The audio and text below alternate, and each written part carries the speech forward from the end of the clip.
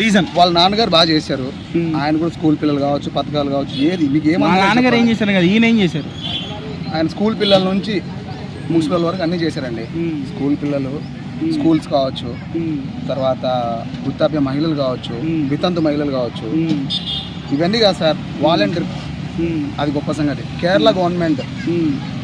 And one more thing, ఇప్పటి వరకు Indian హిస్టరీలో మనకు లిటరసీ రేట్లో నెంబర్ 1 ఉన్నది కేరళ. ఆ కేరళ నుంచి ఆంధ్రాకు ఫస్ట్ టైం వచ్చింది. దానికి కారణం స్కూల్స్ బాగున్నాయి, గవర్నమెంట్ స్కూల్ అందరూ జాయిన్ అవుతున్నారు. దానికి కారణం అంతే.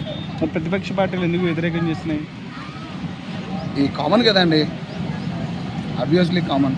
సంక్షేమ పథకాలు గడప గడపకి అంటే కులం మతంతో సంబంధం లేకుండా అందరికీ అందుతున్నాయా? పక్కా అందుతున్నాయి. సో జగన్ గారికి బాబు గారికి డిఫరెన్స్ చెప్పండి, ఏం చెప్తారు సార్? ఒకటి, ప్రజెంట్ ట్రెండ్ బట్టి వెళ్ళాలి. బాబు గారు ఎప్పుడో 90s, ఆయన అప్పుడు గొప్ప సంగతి కావచ్చు. ఇప్పుడు ట్రెండ్కి జగన్ అంతే. ఎన్ని సీట్లు వస్తాయి? 175కి ఎన్ని? 150+ అండి, ఈజీగా. ప్రీవియస్కి ఈజీగా. ఒంటరిగా వస్తున్నాడు కదా మరి. ఇంకా అబ్వియస్లీ సింహం సింగిల్గానే వస్తుంది. అంతేనా? ఓకే. నాది పులివిందుల, నా ఓటు జగన్కే.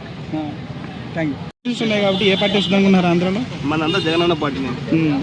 ఎందుకు రావాలని కోరుకున్నారు? ఎందుకు రావాలి జగనన్న? మళ్ళీ అన్న చేసింది చూస్తున్నాం కదా, మళ్ళీ ఎందుకని మీరు అడగడం క్వశ్చన్ చెప్పండి, మీరు చెప్పండి ఎగ్జాంపుల్. ఏం చేశారు? క్వశ్చన్ అసలు క్వశ్చన్ అనేది కాదు అసలు.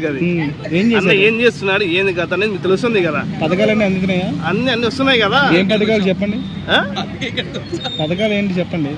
అన్నీ మనకు స్కూల్ పిల్లలకి అందరికి ఇస్తా, మంచి స్కూల్ ఇస్తాడు.